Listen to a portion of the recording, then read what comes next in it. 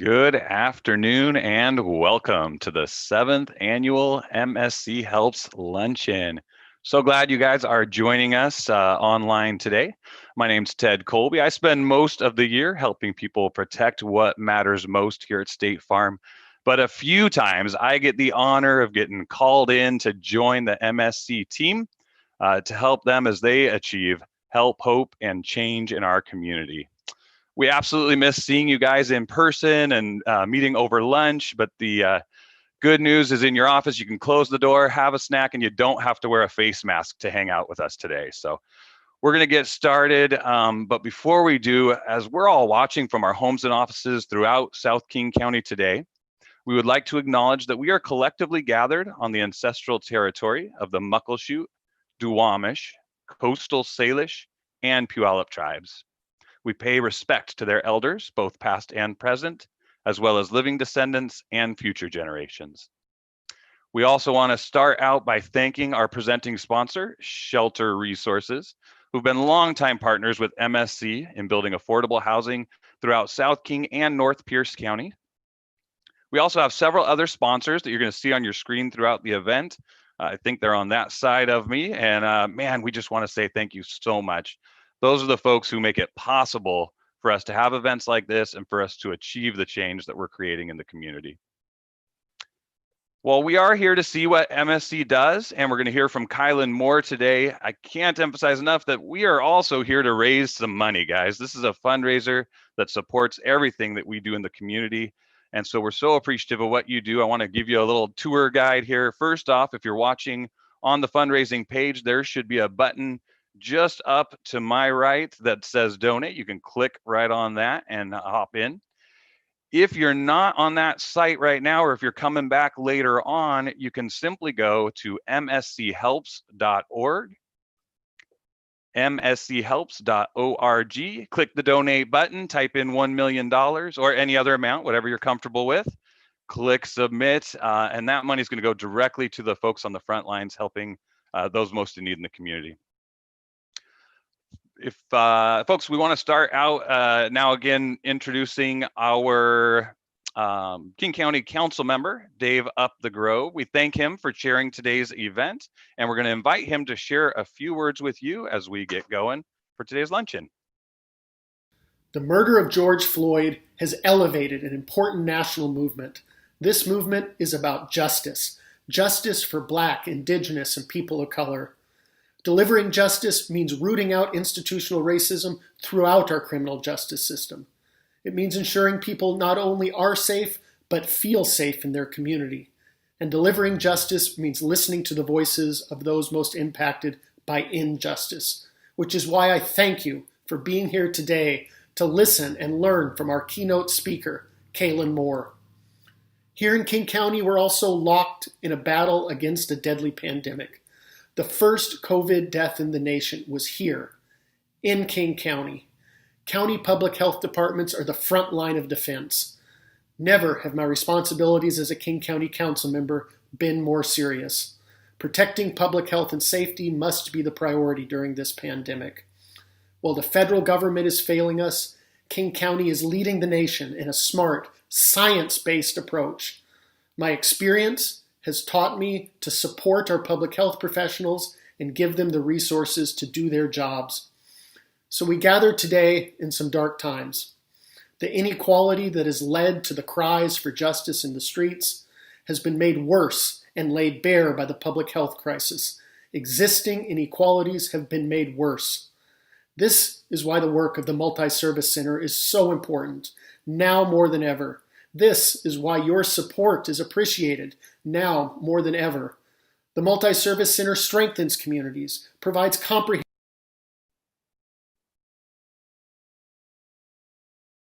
All right, thank you so much, King County Council member Dave Upthgrove. We appreciate you supporting us again at the Multi-Service Center. Guys, I also just have to give a shout out right now, real time. Thank you so much. Bill just made a donation kicking off the live portion of the event in style here. So just a reminder, you can click if you're on the donation page. If not, go to mschelps.org and click to make a live donation during our broadcast today. those donation options are still available. If you're not watching us live right now, if you're watching us later on down the road, you can still hop right in and make those donations. Oh, and even as I'm saying that, Anna Christina just made an online donation too. Awesome. You guys, thank you so much for keeping us going. What we're going to do now is we're going to dive into, I'm going to share my screen for a few minutes with the captain of the ship, the MSC CEO, Robin Korak, is going to be joining me right now. Come on in. Hey, Robin, how are you today? I'm great. How are you, Ted? I'm doing even better because 2 people already donated just now since we got started in the first few minutes. So we're doing awesome. So Robin, I don't know if everybody saw the video, but I do want to share. I think it's awesome. You have been with MSC almost 20 years now. Is that right? That is correct. Next year will be 20 years. And what were you doing when you first walked in the door? I started out as an employment supervisor and I did various roles, employment and education. I was the first chief operations officer and before finally becoming the CEO. Awesome. Oh, so good. So you've kind of ground up, you know, this place, right? So much of your life and your heart put into it. We love it. We appreciate you being there. So I know there's some people here that might not be as familiar with the MSC that are hopping in and watching. So can you start out with just 10,000 feet? What does MSC do for our community? Sure. Well, we truly are a multi-service center. The name is fitting. We've been around since 1971. The Multi-Service Center is a nonprofit community action agency, and our mission is to build a future without poverty for our neighbors in South King County and beyond. And the way that we do that is we create pathways to help, hope, and positive change and dignity. And at a high level, we offer eviction prevention assistance, a variety of housing programs, temporary housing, permanent supportive housing, affordable housing, energy assistance, education, employment, youth services, food and clothing for people. And we also operate the statewide long-term care ombuds program, which works with individuals in long-term care facilities. And honestly, I could take up the whole hour talking about what we do and how great our staff and volunteers are, but I'm sure you have other questions for me. No, that's good. I think anybody who doesn't know, now they know y'all do everything, right? That's what the multi-service center is doing out there.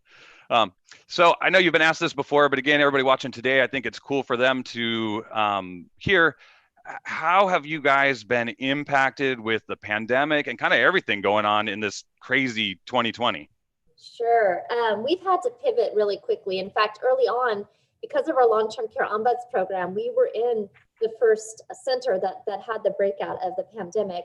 But we've pivoted, we've changed so that most of our services are being done remotely in order to mitigate risk for our staff, our volunteers, our customers. So a lot of the services are being provided by phone, by Zoom, by email, with the exception of our food bank. And with the food bank, you might recall we had a grocery store model, and that simply wasn't going to work with all of the guidelines for separation. So we changed the way we distribute food, and we also added some home deliveries. And so we've been able to make it work. I think, you know, the challenge is that we've known for a long time that there's not equity in terms of the communities we serve and their access to technology. So we've had to deal with that a little bit. And we have been able to do some things like give tablets to people in long-term care facilities so they can stay in contact with their loved ones. But we've also seen an increasing need among those that we serve. We had, for example, in our food bank, the need is up by 41%, and 43% of those are people that have never needed our services before. And then if you look at our rent assistance program on our rent assistance website page, our number of unique visitors has gone up by 72% over the same time last year. And because we own and operate over 650 units in affordable housing, we know that unfortunately right now between 40 to 60% of our tenants are not able to pay their rent on time, many of them due to reasons having to do with COVID. I mean, we hear those things, the obvious ones, right? Like the rental assistance, right? We know that that's going to be a big thing, but you know, I've got a coworker and her father-in-law is in long-term care, right? And it's like things got locked down and they couldn't see each other. And so given that gift of a tablet where families can stay connected, I mean, just another awesome way that you guys are kind of diving in. So kind of related to that. So if anybody who knows me in person knows, I'm kind of optimistic guy. I'm looking for the good in the room. So what are the positives, right? What are the kind of silver linings and highlights of what you guys have achieved this year or you've seen throughout the course of this year? Well, I think one thing is it's forced us to be even more intentional on our efforts of quality improvement and continuing to look at ways that we provide services. And in fact, some of the changes that we've made with our food bank, we may keep those beyond the pandemic based on the feedback we've gotten from customers. I think that issues of equity, we've known for a long time that there is a disproportionate amount of people of color who experience poverty and homelessness. But now that this has been brought to the forefront with the pandemic, we're hoping that more awareness will occur and systemic change will occur. We found that I think it destigmatizes too and opens up perceptions of people who come to places like the Multi-Service Center for help, because we have many people who they were working and doing everything right, so to speak, but something happened that none of us had any control over and couldn't have anticipated. So I think it's helping to in an educational sense. And I also think that it's been, honestly, I've been blown away by the support from the community. Our donors and our volunteers have just really stepped up. And I can't tell you how many times I've talked to donors recently to thank them. And they've said, you know, we recognize our family is in a place where we're okay. And we really want to be able to help other people that are impacted by this pandemic. So definitely that's been a huge positive out of all of this. Absolutely, Robin. So good. And I agree. I'm blown away with what people have kind of stepped up and done, right? When there's a need, that's where kind of the heroes come out. So I know I got to let you roll pretty quick. It's just a couple of minutes because we got a couple more speakers still to get through. But is there something you might want to say to everybody watching right now before you bid them adieu, Robin? Sure. As I always say, we cannot do this work alone. And we're only able to work towards building a future without poverty because of everybody watching this and everybody that gives their time and their energy and their money to the Multi-Service Center to invest in their community. So just a big thank you to all of our viewers. Awesome, Robin. Thank you so much for everything you do at the Multi-Service Center. We'll see you soon. All right. Thank you. All right, folks. Well, I'm going to do a little aside, and hopefully it doesn't put us off schedule since we're not serving lunch. Maybe I have a couple extra minutes, but I got to tell you, I've been working with leadership on this over the past couple of weeks getting ready. And you might see, if you're on the donation page, you might see there's a goal of $70,000 that they set for the luncheon. Now, that's substantially less than what they did last year. But they said, hey, you know, times are hard right now. We know people are facing challenges. We're going to set a low goal, you know, to just kind of invite people to help out, right? So I got a message from Sarah a few days ago when we were actually doing the dress rehearsal for technology.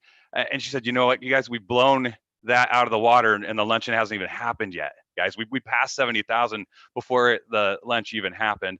And so, you know, I said, keep me posted. I want to know what's happening there. And, you know, I shared things on Facebook, trying to get my own friends signing up. Don't forget to do that. You can share this right now to your friends too. But, you know, we got a message this morning from Sarah, and she said, you guys, I think before we even go live today, we're going to be able to match what we did last year at the MSC Helps Luncheon, which is absolutely incredible. So just echoing again what Robin said, you guys, unbelievable that our sponsors, that these businesses in the community are so willing to jump in. But I don't want you for 1 minute to think that we're done, because the need isn't less than it was last year. The need is so much more than it was last year. And so I want to invite all of you guys to absolutely destroy what we did last year. Keep clicking. If you're on the fundraising page right above my head or off to the side there, click that, make a donation. If you're on any of the other streaming sites, open a browser, mschelps.org. The donate button's easy to find. Click on that, and let's keep changing the lives of people in our community. And you know, that's what we're doing next. We're going to show you one of those amazing people in our community that, just like all of us, ran into hard times. And unfortunately, you know, she needed a helping hand. Some of us are lucky that, you know, we've got a family or an extended community that helps out. She was lucky that the Multi-Service Center is there as that extended family to help those who don't have someone. So please welcome client Kelly, and let's listen to her story of how MSC impacted her. I was always in track and soccer, and my senior year, I had a pretty bad soccer injury, which really put me on a different pathway, and eventually found myself immersed in drugs, and shortly thereafter found myself homeless. So I came to Multi-Service Center, and it was for food. And at the time, I probably didn't even think much of it. My story really evolved later. I did end up getting sober in 2005, and I had left and went to Alaska, and I came back pregnant. And I found myself absolutely alone. And I remember the day Justice was born in the hospital, and I looked at him and I promised him I was gonna be the best mom ever. So I reached out to Multi-Service Center again, and it was for a lot more than food. I needed help with Justice. I needed clothes for him. I needed a lot of things, I guess. And I remember the ladies in the clothing bank were so nice to me. It was set up like shopping, and so I could go in there and pick out a lot of cute stuff for Justice, and they had toys and stuff, and it was just one of those experiences that I'll always remember, because I was struggling so much, and it seems like such a little thing to receive clothes and food, but having a place where I could bring Justice with me and pick out the things that he likes. You know, my story really went on from there. I met a wonderful man a few years later, and, you know, things were getting better. We had a house, we had a car, we didn't need any services, and the real estate market crashed. We lost everything we had, and we didn't have access to food again. So I came back to Multi-Service Center. It was a really challenging time, and I would love to be able to sit here and say that I always valued what was given to me, but I didn't. Not at that time. I wouldn't realize until years and years later what that had meant to me and how it would propel my future career.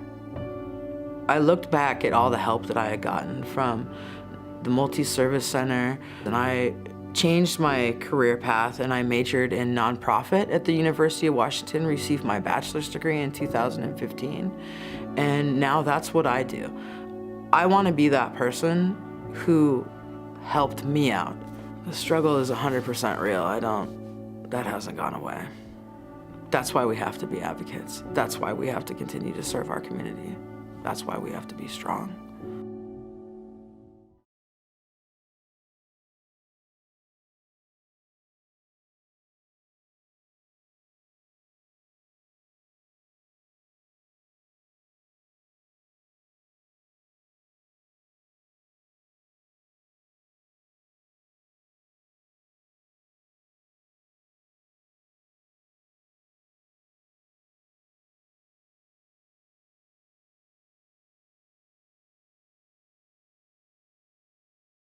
About donate. Well, not everybody, actually. I don't have to remind Monica. I don't have to remind Martin. I don't have to remind Deb. And I don't have to remind Cassie. And I don't have to remind David, because all of you guys just made a donation during that video from Kelly. Thank you so much, you guys, for the support happening right now, real time. We appreciate you guys so much. All right, we are now going to move to our keynote speaker. Kailyn Moore is going to be presenting today. And man, I mean, this is a guy who experienced a lot as a young man, grew up in poverty in Compton, faced many barriers to achieving his dream. And at age 26 now, he's accomplished more than I could have imagined in my 40 years. It's incredible. He's written a book, A Dream Too Big. He studied and played football at TCU, where he went on to become a Rhodes Scholar. He graduated from Oxford in 2019, and he's now a doctoral student at Stanford University. Kailyn looks forward to researching the issues of gang violence, poverty, and how they're impacted by politics that have been implemented that harm African American and Latino communities. He also plans to conduct research on gang association in Latin America, as well as write about his theory of dream inequality, which illuminates the factors that constrict aspirations for youth in adverse circumstances. Please welcome our keynote speaker, Kailyn Moore. Thank you for that kind introduction, Ted. First and foremost, I feel honored to be able to speak to world changers at the Multi-Service Center, individuals who are contributing to a better world and looking out for the most vulnerable amongst us through their work, deed, and contributions. My name is Kailyn Moore, and I grew up in the South Los Angeles, Compton, Carson, and Watts area. I'm here today to speak about how a dream too big became a dream come true. I want to talk about the village of caring individuals that invested in me and wrapped their arms around me and others in my community, which has enabled me to stand where I am today. I come from an environment where big dreams can easily die from malnourishment. My parents divorced after a marriage of 9 years, and my life quickly changed from an environment rich in academic and social mobility opportunities to an environment with a drastic scarcity of opportunities. I shared a bed with my mother and siblings until I was in the 8th grade, in a small room in my grandmother's already overcrowded house. There was no thermostat. If it was cold, we turned on the stove burners or the oven to warm the house. When there wasn't enough room on the couch and people are already sleeping 4 to a bed, that means somebody has to grab those blankets out of the closet and make themselves something called a pallet to sleep on the floor. When the hot water is turned off and the bathtub is blocked up, you have to literally walk outside, fill up a bucket of water, boil some of that water, and then take something we call a bucket bath. I tell these stories to paint a picture of what contemporary American poverty can look like for many youth and adults in our forgotten silos. I am certain that my experiences were not that distinct from that of individuals in South King County. The educational opportunities afforded to us back home were characterized by a scarcity of resources and an overall sentiment of hopelessness. One of the first discussions that I had on the elementary school playground at recess set the tone for the type of inequalities that existed in this community. I'll never forget this conversation. I was 6 years old, I was in the 1st grade, and I was standing there with 2 other young men, or young boys I should say. And we were deciding what we wanted to play for recess that day.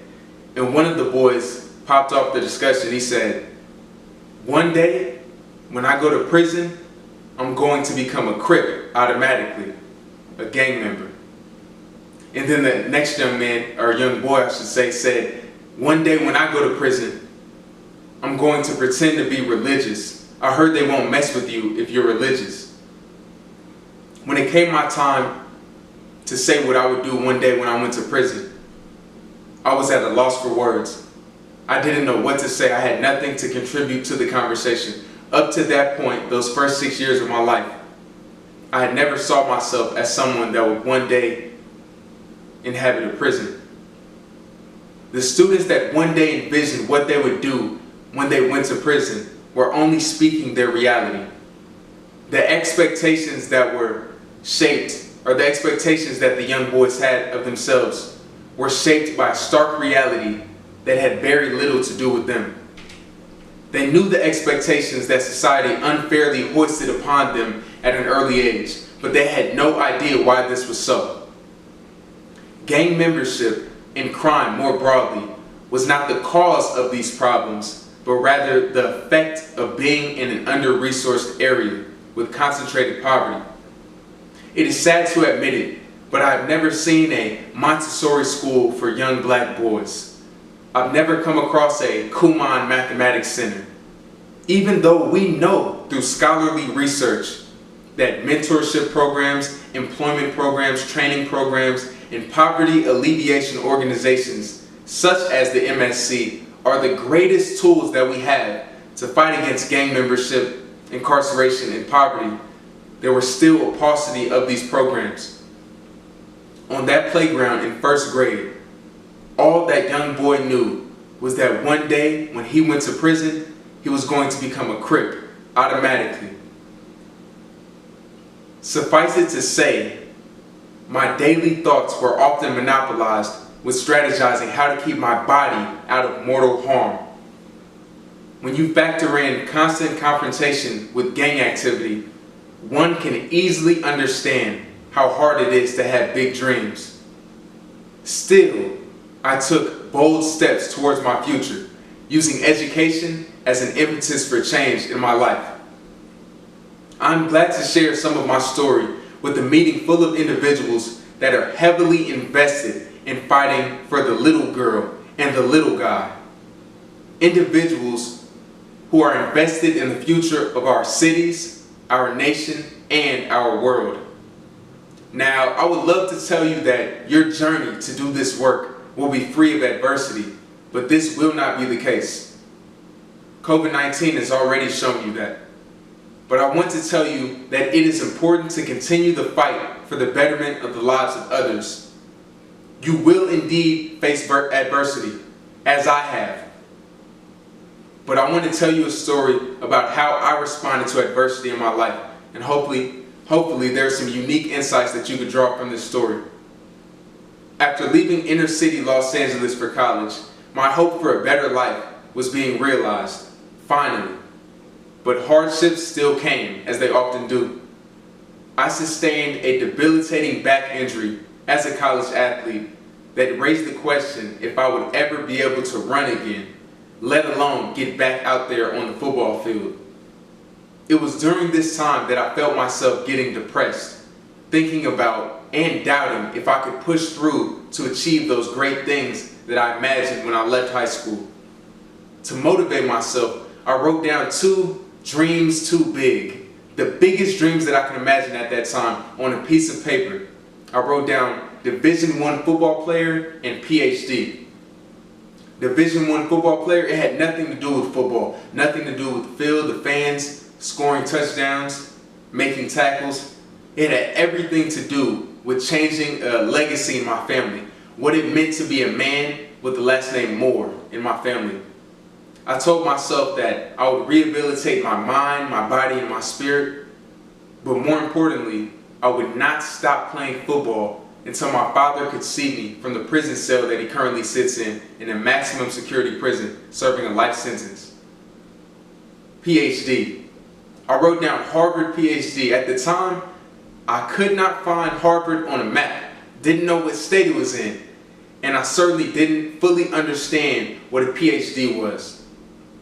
But my rough understanding let me know that the institution of Harvard and the achievement, the hard work it takes to get a PhD, that's something that could be held up as a shining beacon of hope for my community, showing youth what is indeed possible, given the opportunity and putting in the work. And I told myself that I would research the seemingly intractable issues of gang membership, violence, poverty, and low educational attainment that plagues my community. So I wrote down these 2 goals, Division I football player and Harvard PhD, and I would look at them every single day. I wrote it down and I taped it to the ceiling of my dormitory, so right when I would wake up, I would have to look at these goals right when I woke up. And I convinced myself that in order to make these dreams happen, I need to change schools, get a fresh start as I'm rehabilitating my back and getting my mind, back focused on being a success story. So I ended up applying for a job, and I got a job as a janitor, one of the only jobs I could get at the time. It was incredibly humbling. I go from somebody that's on the football posters and in the football videos to now I'm someone that's cleaning up vomit for college kids that partied a little bit too hard on a Saturday night. It was incredibly humbling at first. And I remember I would mop and I would sweep with a hoodie on to kind of hide my face because I was so ashamed of my current situation. One day I went home and I called my cousin, and we had a discussion about everything I was going through, and he told me a story about Booker T. Washington, a man that went from the salt mines or the coal mines in West Virginia all the way to his university during a time period where slavery had just ended. And in order to get admitted to the university, his admissions exam was to sweep a room until it was spotless, and he swept it all night, made sure it was clean, and by the morning, the school master of the university admitted him as a student on the condition that he would continue to do that type of work for the school. So when I heard about Booker T. Washington, it made me understand that my story was connected to a larger history of people that have been through incredibly, terrible things, but have strived for greatness and made themselves a part of our American history. So through my research of Booker T. Washington, I ended up looking at a quote by Martin Luther King that changed my entire life. So the next day, I took my bloody, calloused hands back to that mop and that broom handle with a sense of pride that I had never experienced before. And I mopped and I swept. I listened to music and I danced a little bit as I mopped and I swept. But then someone came to rain on my parade. Someone walked into the building and they were going to the dining hall. And right when they got to the hallway, they stopped and said, "Hey, you missed the spot." I said, "Where?" And they proceeded to spit on the floor. The disrespect. I immediately balled my fist up and I wanted to respond to their disrespect with a little bit of disrespect of my own. But I still had that Dr. Martin Luther King quote running in my mind. So I told him, I said, "I'll tell you what, bro, come back here." And he started to walk back towards me after he spit on the floor. And I said, "Where are you going?" He said, "Oh, I'm going to the caf, somewhere you can't go because you're a janitor."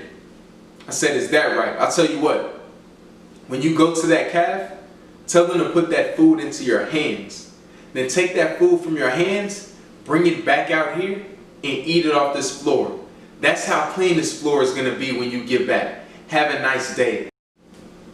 I heard a quote that night. Dr. Martin Luther King. "If it falls your lot to be a street sweeper, sweep streets like Michelangelo painted.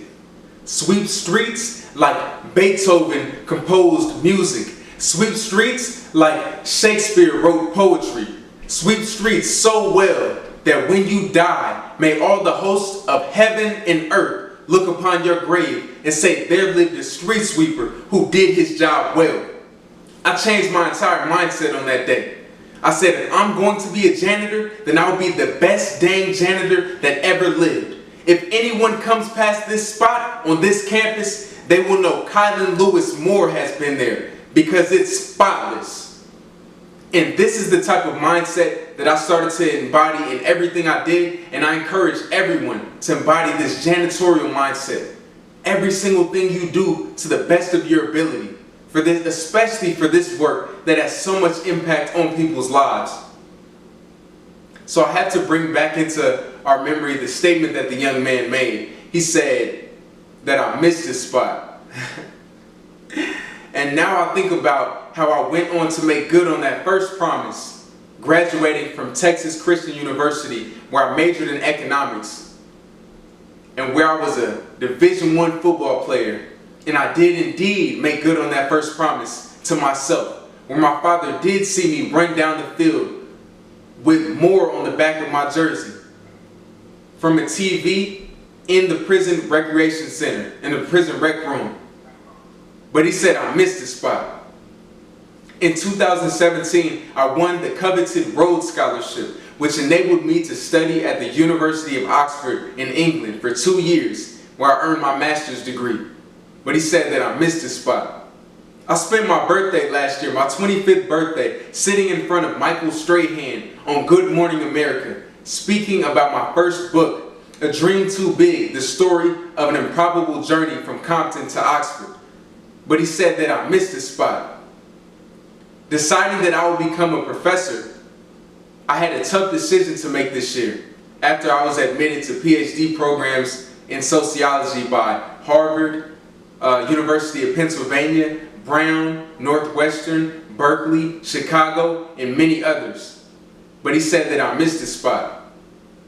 I made good on that second promise to myself, on what I wrote down on that piece of paper. I didn't choose to go to Harvard, but this fall, I began my PhD at Stanford University, where I will be a doctoral student in the sociology department, studying gang membership and policy. I got the spot.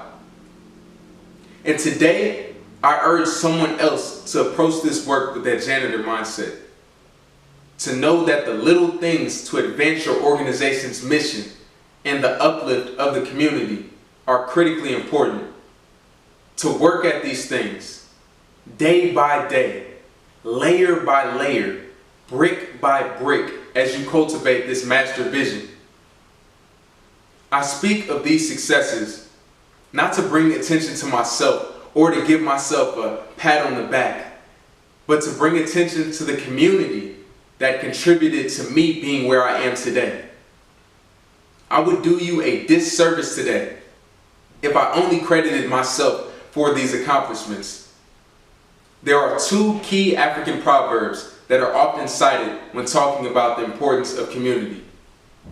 You hear, "It takes a village to raise a child," but the lesser known quote is, "If you want to go fast, go alone. But if you want to go far, go together." So other than my family, I would like to honor those that have interceded on my behalf, those villagers that have played an important role in my community. I have to thank Mrs. Blanchard. We had an old African-American woman that lived on my street. And when you rode your bicycle across her grass, she would come out with that broom and she would yell, "Get off my grass." But from that interaction with that villager, that community member, I learned boundaries and how to respect other people's property. I had to thank New Neighbor. I had a next door neighbor. I never learned this brother's name, but we called him New Neighbor. And every day he would go outside and he would organize his lawn, or he would organize his garage and manicure his lawn every single day. It was so impeccable. It was beautiful. And that's where I learned organizational skills, and I learned to take pride in what is mine, to take pride in my community from that neighbor. I had to thank him. I had to thank the mailman that delivered mail on my street. This mailman showed up at 3:14 p.m. every single day. From observing that villager, that community member, that's where I learned the value of punctuality. I had to thank Mrs. Walters at Dotson Middle School. Mrs. Walters was an elderly, probably in her 60s to 70s, a white woman with these deep green eyes I'll never forget. And while I was in her class, she changed my life. She took the opportunity to bring something out of me that I was not seeing in myself. During 6th grade, I was one of the worst students. If you looked at my report card, you wouldn't see Rhodes Scholar grades. You would see D's and you would see F's. The reason why is that I had to ride a bus approximately 11 miles away from my home, a city bus, mind you, to get to school. So that meant that I had to cross many different gang territories and gang boundaries just to get to school. So I realized very early on in my 6th grade semester, going to that middle school, that I couldn't bring a backpack anymore for my own safety. I would leave my backpack at home because it would weigh me down if I had to run, or if I had to defend myself, or if I had to hop a fence. So this teacher pulled me aside after class one day and she said, "Kailyn, I see great things in you. I see a leader in you. I see a college graduate. I see someone special in you. And I definitely don't see someone that's going to be dead or in jail by 18 years old. But that will require that you bring your backpack to school." From that point forward, I brought my backpack. And not only did I bring my backpack and start focusing on my assignments, but I started getting A's from that point forward. Just from that one person, that villager that wasn't even from the same community, that didn't even look like me. From that villager taking the time to care about a young Kailyn Moore. I had to thank Coach Wadude, Coach Johnson, and Coach Snoop Dogg. I played football as a kid in the Snoop Dogg Youth Football League. The rapper Snoop Dogg dumped $1 million of his own dollars into a league in the inner city. And it was a saving grace. From watching these men donate their time, talent, and treasure to young boys in that community, it let me know what it meant to be a man of my community. Community is incredibly important for building dreams. For the adults that have the opportunity to donate to incredible causes such as that of the Multi-Service Center, no matter if that is with your time, your talent, or your treasure. For those who do the work of mentoring our youth. For those that help struggling parents. Helping young people who were derailed to get back on the right track. Helping the homeless become sheltered. I never want you to lose sight of the role that you play in this community and in the facilitation of dreams. Know that when you help, you give a young Kailyn Moore hope. You give that hope that is necessary to produce a lasting change. So with a little bit of help, hope, and change, you can make a dream too big become a dream come true. Thank you. I'm ready.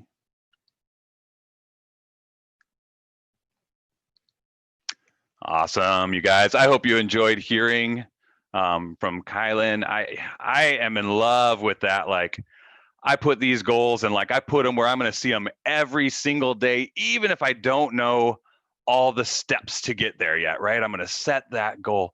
And you guys, I can't help but see like how MSC opens that door for their clients, right? People that might feel like there's nowhere to go, or they, have no idea what happens next. And the MSC helps them not just set the goal, but then kind of walks through those steps with them and says, here's what we do next. Here's how we get there. So what an amazing gift, and what a gift to have Kailyn here sharing his experience, and again, how he's taking those challenges in his youth to now go and make the world better for other people in that circumstance, right? That's just an awesome, awesome gift. All right, folks, I, again, am just kind of mind blown here. They keep on coming in, and I know a lot of you are like working at lunch right now and then sneaking onto Facebook so you can watch us. We absolutely appreciate it. Huge thanks to my bud, Sean with the Flaherty family. They made a donation. Tracy, Loris Financial, Satwinder, Michelle, Asset Lab Marketing, Douglas, you guys, they've been pouring in. And I know that some of you are going to be watching this later tonight when you're off work. Please keep clicking that donate button. There's one right above me on the website if you're on the donation page that way. And there is also the website. You can always go to mschelps.org. Again, mschelps.org. Click on the donate button there. You guys, it looks like we are almost to $85,000. We're about $250 short. I don't want to go completely telethon here, but I am kind of on the TV screen for you. So I hope there's a handful more who can hop in during the last 10 minutes or so. Get $226 gets us to $85,000 and counting, because everybody who's showing up afterwards, you still get to donate. And let's get there. All that money, again, is going straight to MSC, which means it's Frontlines helping people like Kelly, serving the same people that Kailyn is working and doing research now to be able to help youth at risk, families, elders. So much good things happening through the Multi-Service Center, and y'all are making it happen today. All right, now I get the joy of presenting to you guys the second annual Help, Hope, Change Award. And we're honoring an individual or business that has made a significant positive impact in the communities in South King County. Nominations are open to the public, and then a poor committee on the Multi-Service Center board has to narrow it down and just pick one of the amazing people that are nominated for the award. So this year, I would like you to join me in celebrating Jeanne Burbidge. She's this year's honoree, and since moving to Federal Way back in 1968, Jeanne has been a prominent organizer, a hands-on volunteer, a major benefactor, and a highly respected leader in delivering services and resources to our community. Many of you may know her as former mayor, deputy mayor, city council member, but you may not all know that she's also a strong advocate, not only for the arts, but also for the people in our community. She was an early member in the Community Caregiving Network, an advisor to the founders of Fusion, and she served on the Boys and Girls Club board, among so many other acts of generosity and compassion she's been a part of in our community. We would love to be giving her this award in person, but as you know, we can't. So please join me in digitally congratulating Jeanne as she shares a few words from us. Congrats, Jeanne. I want to express my sincere appreciation for this award, but the recognition really needs to go to each of the more than 400 volunteers who step forward every day to assist the Multi-Service Center's dedicated staff. During my work with the City of Federal Way, with community organizations and programs, I have been so impressed with the many talented people in the area who throughout the community are willing to volunteer and to step up to help. And as the area has grown, of course, the needs have multiplied greatly throughout all of South King County.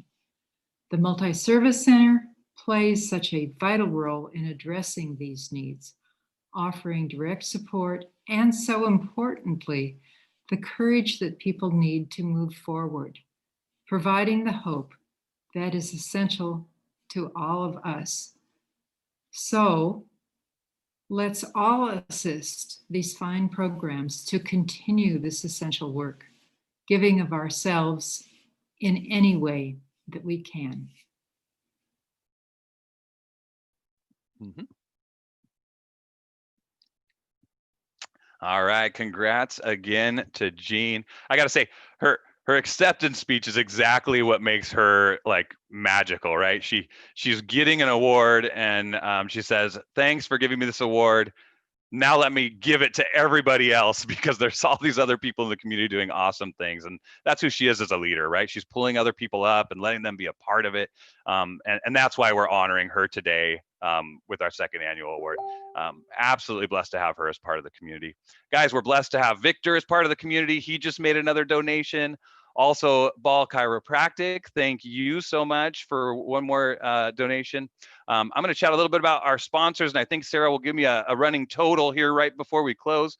We're really kind of at the end of the show here, guys. But again, if you're watching after hours when we're not live, please take a moment to visit mschelps.org.